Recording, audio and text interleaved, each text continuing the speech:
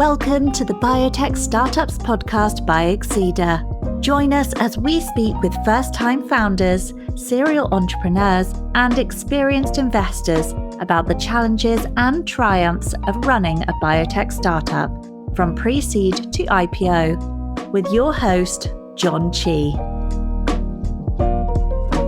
In our last episode, Michael Newton shared how he broke into private equity straight out of college, learned the business on the fly, and was shaped by mentors who influenced his leadership style.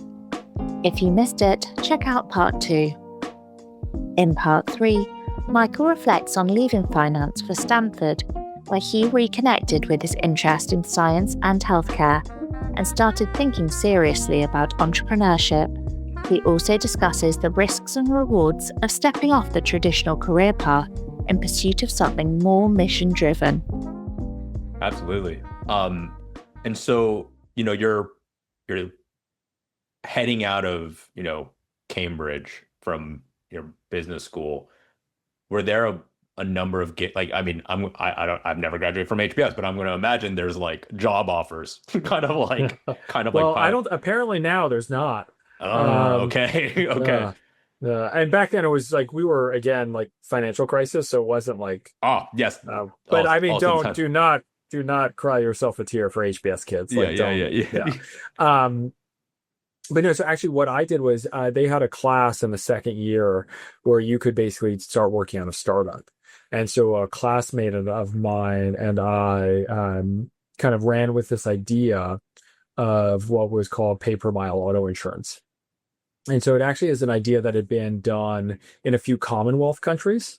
But it hadn't been brought kind of to the U.S. at that time. Nobody was doing it. And the idea was that you kind of have this like win-win-win situation where by pricing insurance per mile, you could incent people to drive fewer miles, right? You would then save them money, the second win, right? And then the third win would be like all the environmental and safety benefits that come from that. And so we worked on that a lot. And I look back, I'm like, oh my God, I had no idea what I was doing. But we worked on that a lot. We entered the Harvard Business School competition. We got second place. Just as a quick aside, the company that got first place is called Cloudflare and is like one of the biggest tech companies in the world. My wife works at Cloudflare. Oh, really? Yeah. So Matt Prince and Michelle Zatlin. Yeah. She's at the office today. I'm That's at home hilarious. Today. Yeah. So I love that. What a small world. Yeah. That's so funny, John. Yeah, my wife's been there for almost like a decade now. So God, good. That's awesome because they've just been a rocket ship. Yeah, she's having a blast. I'm glad to hear that. So I joke. I'm like, well, if you have to lose to somebody, at least they really made it. Yeah, that's exactly it. Exactly. You lost to the champion. Yeah. So, not too shabby. Yeah. And I mean, what they built is just like unbelievable. We moved. We basically, my colleague, classmate at the time, and I'm. Insurance is regulated on a state-by-state basis, and there was only 2 states that were basically allowing you to do this type of pricing. One was Texas, one was Oregon. Had no interest in moving to Texas, and so we kind of started this business. We moved to Oregon. We raised almost $5 million at a tough time to raise money to kind of get this thing going out of San Francisco, and we basically got the business started. And it's a very actuarial, it's an insurance product, right? So it's very actuarial driven. And what we kind of quickly learned was that the risk profile for American drivers are such that it makes actually pricing this insurance super tough. And essentially what there was like the incremental risk per mile, it gets pretty wonky basically, but it didn't drop enough that you could actually make this work. And so we basically figured out that on a standalone basis, and you would assume you would get low mileage drivers, right? You could actually offer the product and clear enough of a profit. But the problem was back in 2009, the key problem was that you needed to monitor, right? And so there were no, you couldn't get a cheap cell phone plan. You couldn't give somebody an app or whatnot. You had to put what was called an OBT2 chip inside the car. And it had to have like a Uh, cellular connection. And those connections were like, we like talked to AT&T, and like I was like, you're talking about like per car, it was like $20 a month or something. I don't remember. oh, And it just destroyed the business model straight up. And so we gave it the college try. We learned a shitload, like we had a good experience, and we ended up shutting the business down. And we did it pretty quickly, right? Because we'd done work during a business school, and then we were able to do it pretty quickly. But at that point, we'd moved out to Oregon.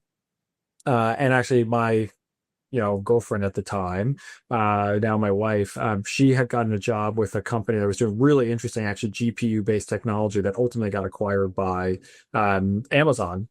But what was interesting is that we moved out there for my thing, and she got this great job. And then when my thing ended, she had this good job. And so I was like, okay, what's my next thing? And that's Portland, Oregon is the Nike yeah. magnet, right? It's just Yeah, like, yeah, especially back then, yeah. like, back then Nike dominated. And so I ended up starting originally doing some consulting with Nike, and then ended up having unexpectedly, a 10 plus year career at Nike. And so we ended up like going from, we had a month to month lease on this like, shitty apartment in Portland, to then all of a sudden, like we had two kids in Portland, we owned two homes, like we made our life there. And it was great for us. Like we had a really great time, and we can get into my Nike experience and whatnot, but um, very unexpected. Like very unexpected. We were like ready to move back to New York at any time. We were just Yeah. like, The so yeah, this is like just like serendipity and like how this all kind of comes together. And you know, I love like see it's kind of those things where it's like, as you like before we hit record, it's kind of these things like you look back and you're just like, oh, there's just like these moments that just like where you think you would imagine your life is going to go in one way, but just something meet someone, an opportunity arises, and it just goes in a complete other way. totally. Yeah, And you can only like kind of see that as you're kind of like look like the behind like the rear view mirror and just see it how it pieces together. But that's really cool because like I'm a big Nike geek. Like I read Shoe Dog like annually. Like it's it's a just great like book. yeah, so good, so good. Yeah. And I you know I I don't believe I know anyone who's worked at Nike, so I'm like really excited to hear about your experience there. So like what was the first kind of like role and like responsibilities and at Nike, and how was Uh, that? well, so it was interesting. My first job was kind of a step in the wrong direction, if you will. Yeah. Right. Because I was consulting, and because literally we were like, we could go back to the East Coast at any time. I was kind of buying some time Hmm. as we figured out how things would go. Um, and I ended up doing some consulting for them to work on an initiative they had to use balance sheet capital to make venture investments. Oh, And so I actually kind of went back to investing. And okay.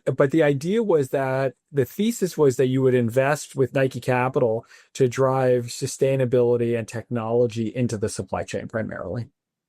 And so I got for a period was I wasn't doing that for that long, but I got to do some pretty cool stuff where it was like, okay, we're investing in new dyeing technologies for apparel and textiles, right? Like a whole bunch of different things. And Nike, Nike still, but back then in particular, I like the Nike calling card would open any door, but right. And so I did that for a little while, but through that work, I worked a lot with the innovation organization. Or actually, I should take that back. I worked a lot with the idea and people who were trying to bring innovation into either footwear or apparel. But actually, what happened was innovation as an organization at that time didn't actually exist. It was just dispersed throughout all parts of the company.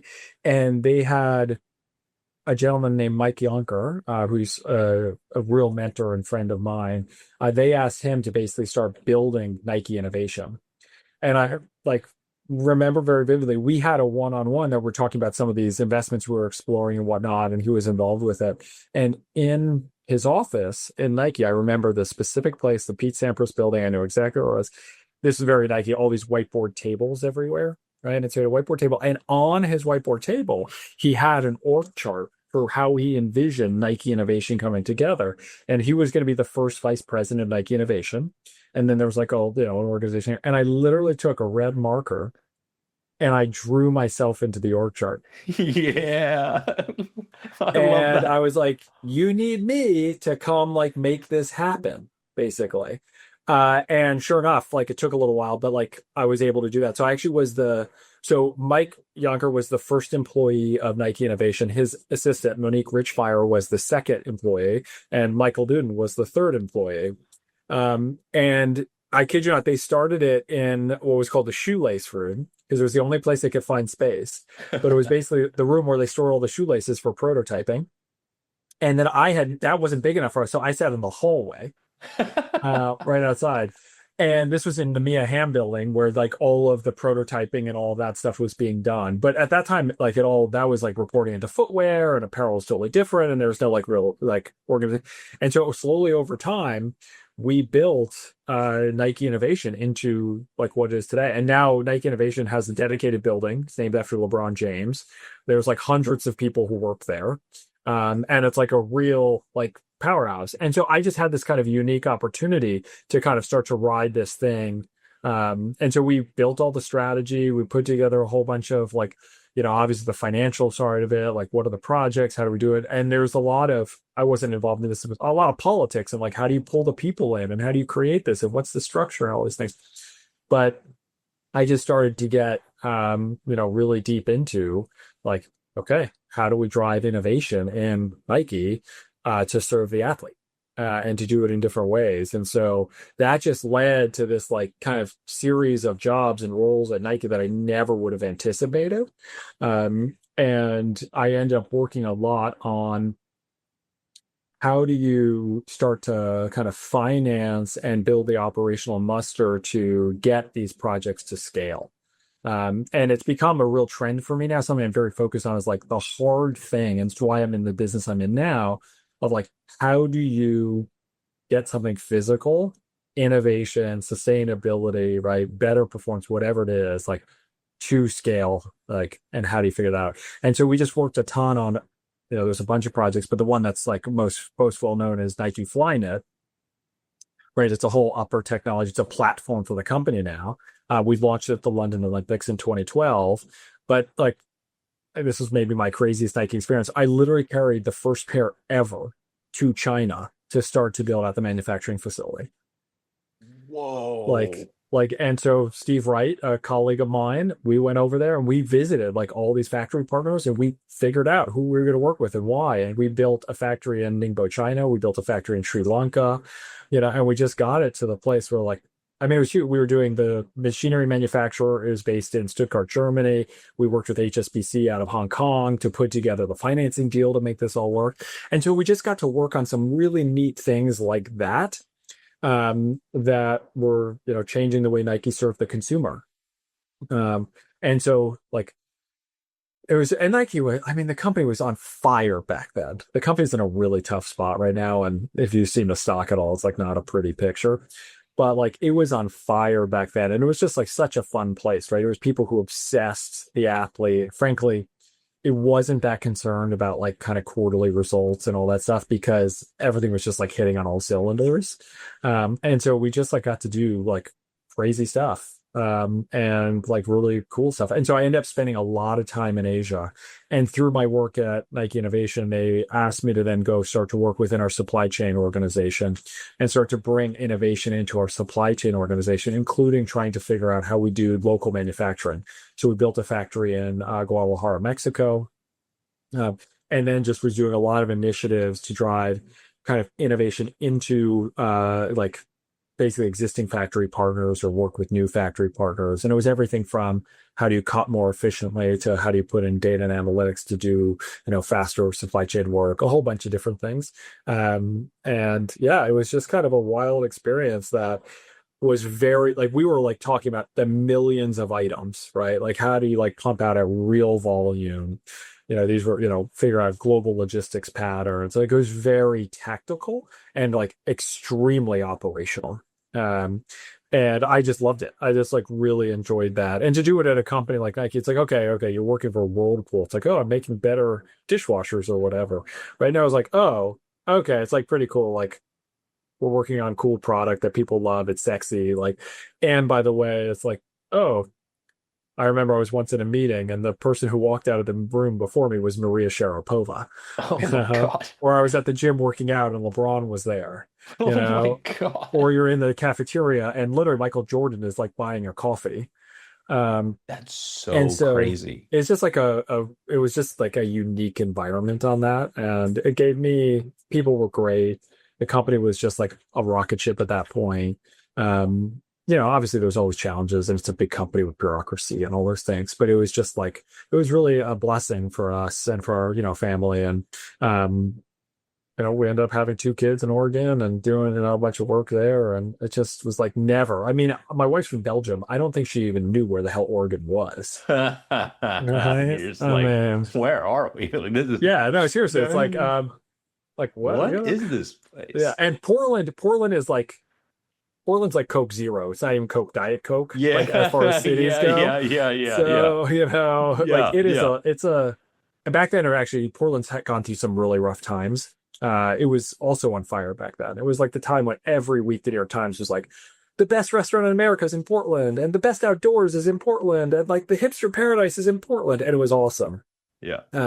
So we just kind of hit on this moment there and this opportunity. And like, that was super formative for me in many, many ways, and just like learned a ton from some really great people. Yeah, I mean, just hearing about this, like starting Nike innovation from like the three of you is almost like you started a startup within a larger organization. Yeah. Like, and can you talk a little bit about like, I mean, does Nike Innovation, did you have like a lab where you're like prototyping and like basically workshopping these kind of like technological ideas? And then like, and I guess that's my first question. And what is the first steps to like actually trying to figure out if you can scale this and get it to the Yeah. masses? Because Yeah. I can't imagine just like, all right, we're good. No, no, Factory no. time, like No, factory I time. mean, well, the factories are amazing. Like, so the Asian suppliers in particular, like you could almost like throw them like a napkin sketch and they would. So you have to give incredible credit to those people. But and actually some of my best memories and best relationships were with our factory partners in Asia. But no, I mean, Flyknit took years to get to market. And it was like tough for a lot of reasons, technical reasons, internal reasons, financial reasons, like all these things. So no, like these things were, like really, really hard and really thoughtful. And a lot of times the technology wouldn't play out. So, I mean, I'll give you a very specific example. Like right now, you've probably seen On has this new spray on technology that they just opened a factory in Zurich about it. And like, it's a neat technology. We had essentially technology like that. We were working on that a decade ago, probably more than a decade ago, but we couldn't figure it out. We never got it to be commercial. And for a number of reasons. And I'm lucky to know some people on now and whatnot. And I think what they're doing is like awesome, right? And they've pushed through the technologies advanced, like they figured out a bunch of stuff, like good on them. I've tried on the shoes. They're pretty neat, actually. And so, I think, there's a lot of wins that we like to talk about, but there was a shitload of failures too. Yeah. And so, but there's some real big things like getting Flyknit up and running, getting the company to embrace recycled polyester. Like that was just a huge thing, really championed by a woman named Hannah Jones, who's an amazing woman. She went on to do a bunch of really crazy things too.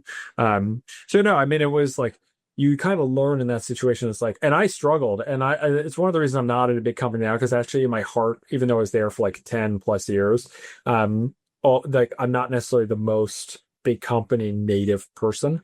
And as I got more senior, you dealt with more bureaucracy, basically. And I don't mean that in like a nasty, like pejorative sense, like in the literal sense of it's just there's more bureaucracy, And I think at a certain point, you're just like, okay, like this machine is an amazing machine, but is it like the machine that I'm right for at this moment? And it just got to a point where I was ready to go do something different. But like, I mean, I like have so much respect and love for that place and like the people there. And it just, taught me a lot because I come out of, work on Wall Street. I'd then gone to HBS. I'd done the startup thing. I was super aggressive, running super hard, get shit done. And you kind of learn that that's not always the most effective approach. And in a place like Nike, it's almost never the most effective approach. So I just think of this journey I went through of like learning how to be a really good contributor, learning how to run small teams, right? Learning how to run big teams, then learning how to run teams of teams, right? And so like that journey, I think Nike was just like an incredible laboratory, and there were some amazing people to get to follow and learn from and whatnot. There's a couple of people there. A guy named Eric Sprunk, who is the COO of the company. A guy named Michael Spillane, who was the president of product, who I was just fortunate to work relatively closely with. Tom Clark, who is the president of innovation. Just a bunch of people who just like they would kick your ass and whatnot, but they also, did it in a really good way. And you could just learn and watch them and see how they dealt these things. And really incredible leaders. So it was again just I was like, it's another opportunity. I mean, my whole life up until now, basically, I've been a part of these like stupidly amazing institutions. Basically, I went to like great schools in New York City, went to Dartmouth, went to HBS, went to Nike. Like these are like and so just be all in on what they are. Absolutely. And I guess like as you're reflecting back on the Nike experience, like what were some like key lessons that Nike taught you that only Nike could have taught you as an organization and the people there? Yeah, I think there's truly, Phil, like you've read Shoe Dog a number of times. Like I think Nike was able to truly be consumer obsessed in a way that few companies are. And actually part of the downfall of Nike over the last couple of years is I think it lost a bit of that. And it will get it back. And I'm like a long-term, very strong bullish guy on Nike. But I mean, there was always like the quote on the wall is like, always listen to the voice of the athlete. And so I just think like you really, in that unique way with a very tangible product and what product you could go use, right? Like I was like, oh, I'd go trial. I've ran the craziest shoes you can imagine. Like, just shit that, some of it became real stuff. Like we worked very much, on a whole bunch of products and they were like, we'd have air bubbles bursting on us. I remember we were out on run, we'd be like 3 miles away and all of a sudden like literally the shoe would fall apart. We'd be like, okay, oh, no. What do we do now? Yeah. Stuff like that. But, I think it really was just very much like if you keep the North Star of building excellent product and be very authentic to that consumer, kind of the rest takes care of itself. I mean, obviously that's not true in like the literal sense, but like you need that first. And, I think that was like just a very uniquely, but also other, as you can imagine, like it was an incredibly competitive place. Yeah, I can imagine. So, I mean, you've read the book from Phil, like you've watched, I'm sure, the movie Air. Air is like very full of fiction, but it's like a fun movie and you get the vibe of it. But I remember I was in a meeting that Phil Knight spoke out, and he was like, well, he closed his speech and he was like, all else fails, just go fucking destroy those 3 striped motherfuckers. Right? I mean, wow. like, yeah, it was just like, we were just, and it wasn't like nobody had a specific grudge against like, no, it was like, no, we're competitors, right? Yeah. And we're better when we're competing against something. And, so whether it be, University of Oregon running against Berkeley, back in the day, or, whatever it was, like, there was just how do you bring out the best of each other as being a competitor? And I think that there's just some real places there. I mean, sports is an amazing analogy for life. And I think it's just such an important way. And you just make like incredible friends through environments like that. And so I feel very, very grateful for the experience, that I had there.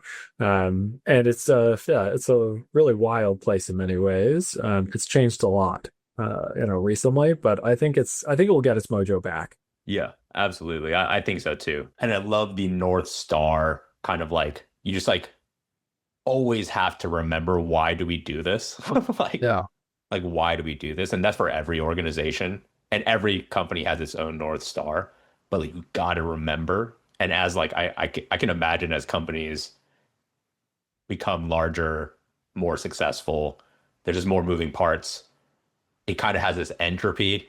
There's like natural entropy to it, and like you kind of have to just like, even as things are like experiencing that, you got to like will it back and bring it back. Even in small organizations, and we're small, and you can just see it naturally start to disperse. And it's like, I always felt like a lot of leadership is just like beating that drum Yeah. to remind people, why do we do this? Yeah, well, it's interesting. I mean, Nike went through essentially what I like. If I look at what changed in the company, why it struggled recently, I think it essentially is because it went from being a founder-led company to being a professionally managed company. And actually, at HBS, I remember we like studied this, and there's a lot of literature on like these things. But it was a company where when it was truly founder led and whatnot, they could just be really authentic to the original mission of that business. And of course, like there was pressures from Wall Street and all that stuff, but still at the end of the day, you had this generation of people. Because Phil Knight had left being the leader, but he was still super involved. And you had people who were like part of those founders. So when I was there, primarily Mark Parker was the CEO, and Mark was this designer who kind of just like exuded the ethos of the company. And so it was just like very authentic to that. But then, that generation kind of moved out. They chose to bring in an outsider. He'd been on the board, but he was like a kind of professional CEO. He'd been the head of Bain before.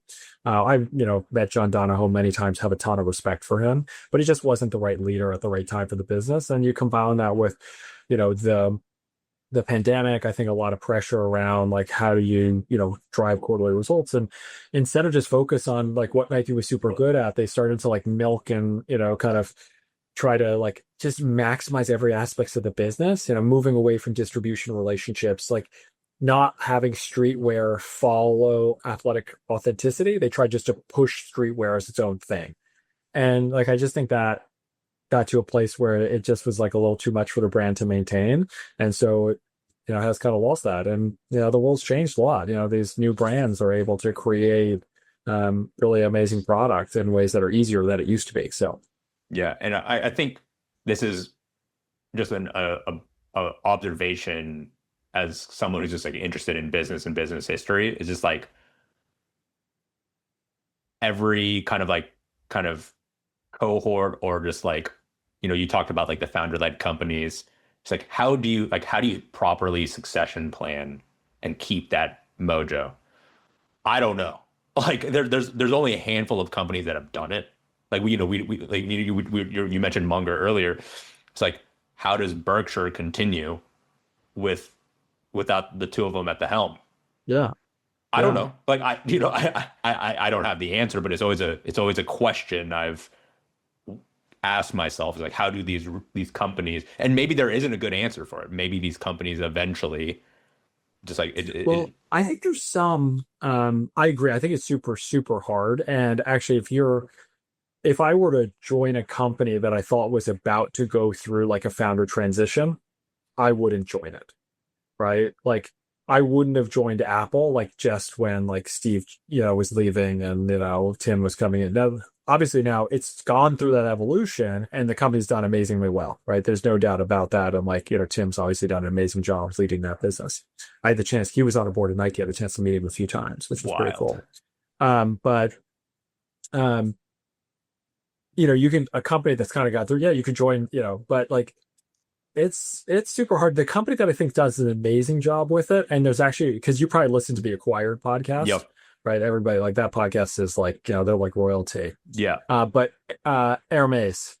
Yes. Hermes Love is that a episode. super example, and they just build up like the family and people, and they're just like they are like maniacal about maintaining the vision of the business. And what's interesting is actually at times I think they kind of probably were like losing because of that. But now, if you look at it, Hermes is kicking ass. Yeah. Right? Because they actually have like really maintained a super authentic brand, the level of quality, right? How they treated their consumer, how they thought about pricing in the pandemic. They just kept true to their roots. And Hermes is now like as a single brand, I don't know the stock price right now, but Hermes, I think, is probably worth more than all of LVMH, which is like kind of wild, right? Yeah. Yeah. That's and so crazy. So I think there's like some companies that have really figured that out. But if you told me like, I don't know. And obviously Zuckerberg's not going anywhere. But if you're like, hey, Zuck's out and this thing's going over, I would short Facebook stock. Yeah. Right. I mean, the one that's going to be super interesting is going to be NVIDIA with Jensen, because that's going to come more quickly. I mean, he's in great shape and he's not that old, but like, obviously. So, we'll see. Microsoft moved through it, but they had some terrible times. Yeah. Right. Yeah. Terrible times. Starbucks is another example that fucked it all up. Yep. Right. Yep. Howard Schultz had to come back to the business, I think, three Yeah, times. yeah. There's You like, we know? need come back, come back, come back. Yeah. And that's like a, it's just like I've always wondered, is like how do you channel that energy throughout and just have it permeate? Not that I don't quite know, but like I think at least I like that's why at least I think to bring it back to Nike, isn't the current CEO someone who just like was a lifer, Yeah. like from No. what, like I think I can't remember what his first role at Nike was, but he Yeah, I like, know. He was like a sales guy, like when he was super young. Yeah. yeah, and just like, and So, that is like the only kind of like working theory I have, is like you have to have someone who's like lived, breathed, yeah. and was like close, like lived in that era of where that Yeah. kind of energy was like all that, like everyone was on like that North Yeah. Star and just like lived it. I don't know. Yeah, I know. I agree with you. I mean, I don't. I knew I met Elliot a few times, but because we were in different parts of the organization, he was all on the sales side, and I was always on the product side. Um, I just didn't know him that well, and never. But I mean, obviously, know a lot of people know him very well. And I just have tremendous, tremendous respect for Elliot because he is just resoundingly known for being an incredible leader and somebody who just like cares deeply about people. I think he's been given an incredibly difficult challenge. Yeah. And you can't, the playbook can't be at Nike now to be like, okay, well, we kind of tried to do something, we messed it up, it didn't work, so let's just go back to what we were doing. Well, like the 5 years of that kind of mess up, like the whole world has changed. And Yeah. you've ceded a ton of ground to people. You used to go into a running specialty goods store, and it was like Nike had like 3/4 of the wall. And then Nike decided in its infinite wisdom to like, so, oh, we're going to sell all our shoes directly because everybody's going to come to us. They ceded all the space. And all of a sudden it's like, okay, well, On gets a lot of space. Hoka gets a lot of space. Brooks gets a lot of space. So it's not like all of a sudden, like Nike walks back in there. It's like, oh, sorry, we treated you like shit. We want our wall space back. Like, no, it doesn't work that way. Yep. You got to earn that back. And so, I think that's, Elliot has the relationships with those kind of partners and whatnot, but the product's got to be great. And like, Yep. it's going to take a while, but I agree. I think in that moment, like bringing back somebody who's like got the real DNA and is like a founding generation type person was, kind of the right move. Yeah, it reminds me of like the, to nerd out and acquired a little bit, just like the Costco episode. I think the current Yeah. CEO was like moving pallets, Yeah. like, and it spent his whole life in Costco.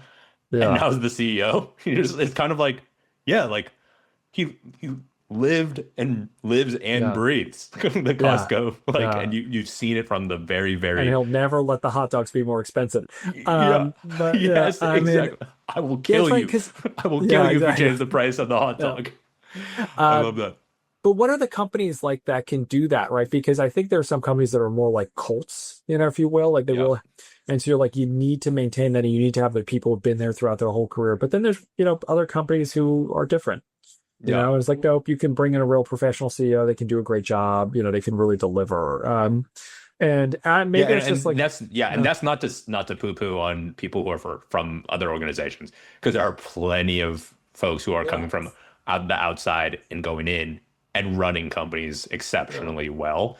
And it's just like a stylistic difference. But it's an interesting kind of thought experiment of like what it takes to do that. But it's like a lot of it is like, it comes back to like the attitude. I think it really does. Yeah. It comes back to the totally attitude agree. because there's like, Yeah. if your attitude is like, we're just going to hit quarterly numbers. Yeah. That's like, Well, like when Phil Knight started Nike, it was about serving the athlete. He was a runner. He worked with Bill Bowerman. They wanted to make better product, and they were like just totally like obsessed with this.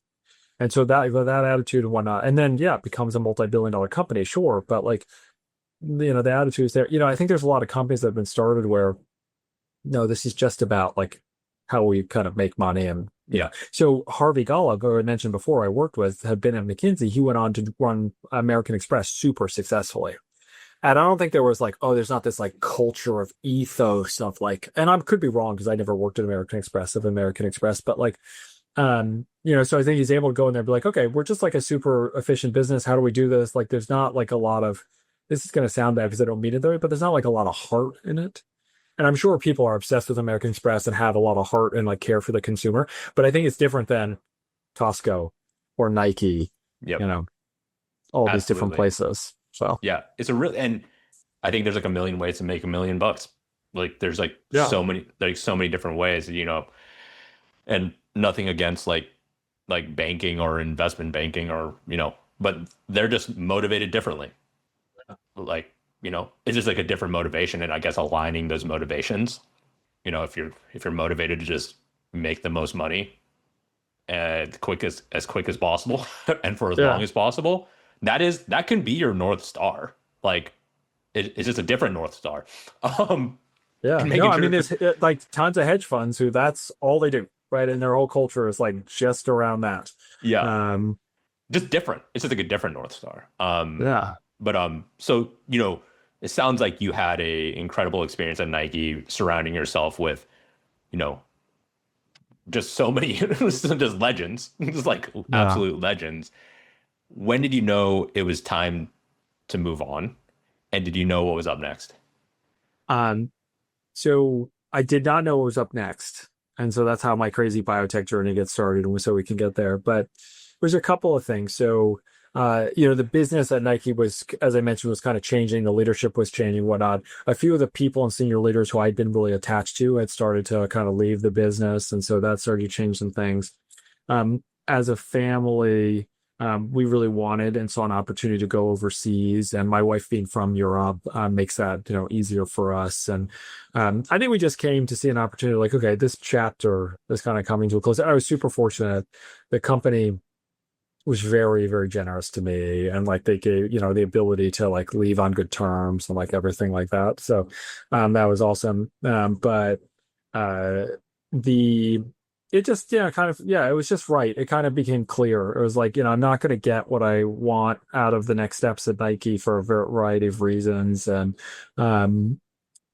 there's this next chapter for us, and we want to show our kids, is a little bit what we talked about in the earlier conversation, like get them to a place where they could be in a whole different environment that can help them grow and learn and be exposed to different things. And so we're really fortunate to come over to Europe and get settled here. And I left Nike. My last day at Nike was May 31st of 2023.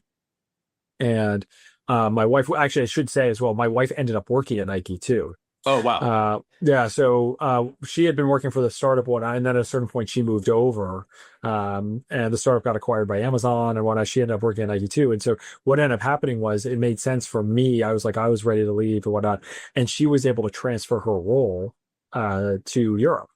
And so we actually Whoa. got to be able to move over here. And so I actually just, May 31st was my last day. I took the summer off, got the family kind of, my wife had to she was working really hard and hit the ground running. So I was able to, bring the kids over, get settled. They went back to summer camp. We got the house set up, just a lot of those stuff, and, frankly, I'd been working kind of nonstop, since basically, well, even before business school, since graduation of college. And so it was nice. I took a little bit of a summer off, and I just was networking and trying to find other opportunities. And I knew my whole thesis was, if I'm going to stay at a big company to do that, let me just stay at Nike, right? Yep. I built that.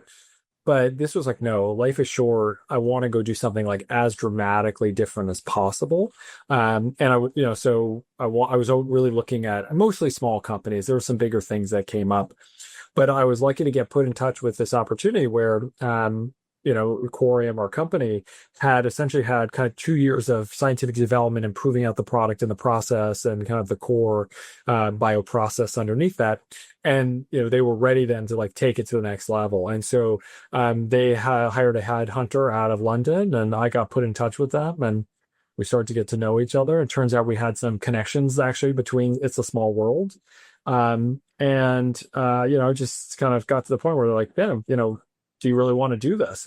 And I think I was smart enough to know that I didn't know what I didn't even know, not to quote Donald Rumsfeld, but I was definitely about I don't even know what I don't know.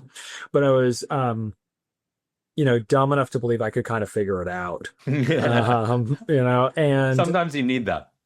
well, because honestly, to your point, biology is hard. Yeah. Biology is really hard, and these are long games, and we're making great progress, and I'm fired up about what we're doing. But I didn't understand fully what it would be at that time. But for me, it was, I can come be a CEO for the first time. to a venture-backed business, essentially really international company in the Netherlands. And so I went from having, multi-100 person team at Nike, Portland, Oregon, huge global, company, Fortune 500, yada, yada, to like being the CEO of a venture-backed company based in Maastricht, not even Amsterdam. The company's not even in Amsterdam, it's outside, and you're just like, wow, okay, this is a big change. And it was awesome. And it continues to be awesome, but like it really did fulfill my goal, which was to say, how can I continue to press myself to ensure my learning curve is as steep as possible to get the diversity of experience and, kind of see what we can do. And in that same vein of what we talked about before, John, is like, I really do believe that like hard things are hard, right? Obama used to have the little plaque on the Resolute desk that was like, hey, hard things are hard, but it's like, we got to go do them. We got to go try. I look at this business and I say, leather's a really big, it's a $100 billion industry. People are trying to disrupt it. You can't do it. We have a very clear thesis. The only way you could do it is with real leather. And so biology allows you to do that, which is cool. And it's much more sustainable and a lot of product benefits and stuff like that than you can do.